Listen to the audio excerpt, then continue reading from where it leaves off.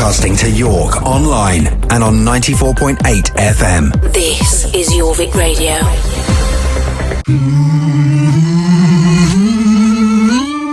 You're listening to Blues from the Ouse with Paul Winn and Ben Darwin on Jorvik Radio.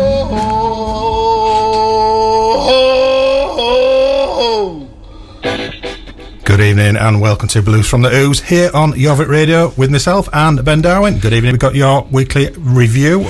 We have the self-titled album by Eel Pie this evening. So I need to know, Eel Pie, is it good? Oh, tell us. I'm not telling you now, am I? I've written all of this out. I'm not going to tell you what it's like now. So Ben, so Paul, what have you been listening to this week, mate?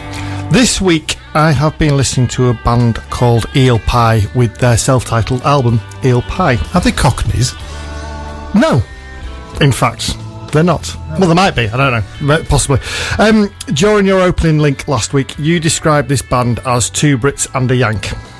I would prefer to say two British gentlemen and a friend from across the water. Well, that's very true, but that's how they describe themselves. Well, alright, fine, that's what I'm... In fact, one of them, Andy, who's been messaging me, is from Hull. Hull? Or as we call it, Hull. Hull, yes, well... Strange goings on. That hotbed of blues music, Hull. Yeah. Yes. So, I do, however, agree with your statement about an album that grabs you by the kahunas. It certainly does this. I would also say that it clatters you around the head with a lump of musical too before.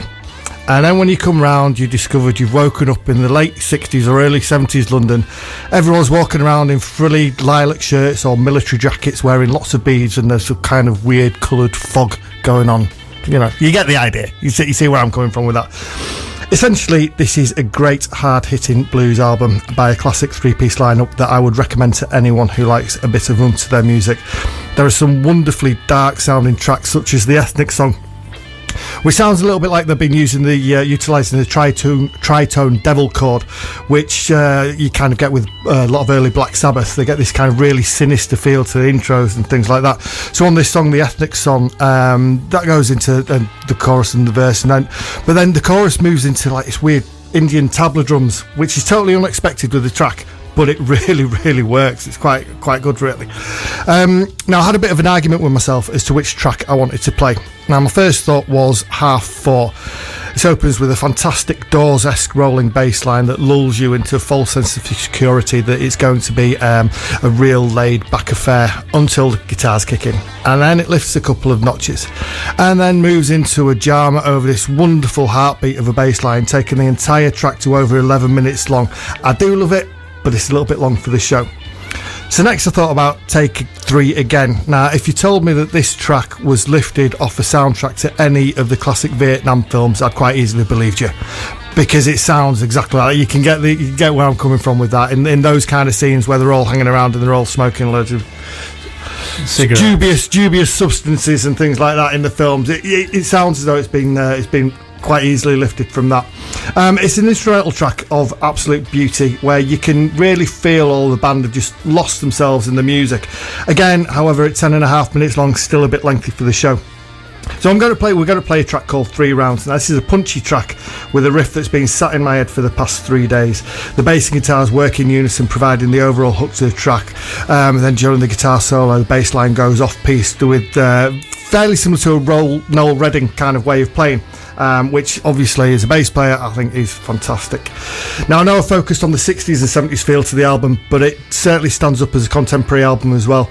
It clearly isn't just regurgitated versions of those great songs that we all know and love. There's a development of them, and you can quite easily see these guys making appearances on the larger stages on the festival circuits, if obviously the festivals ever get going again, which is another thing entirely.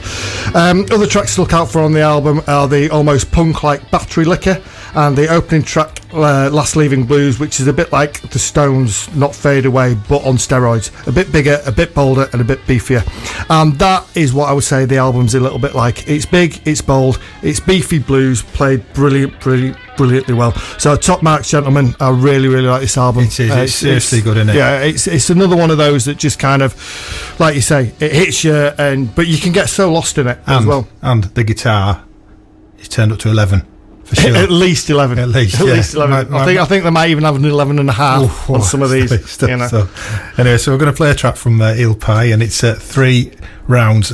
Check them out. Find them on Facebook. Their cover image is like 2 eels. 2 eels on a guitar. I think not in a pie. So anyway, Eel Pie, enjoy.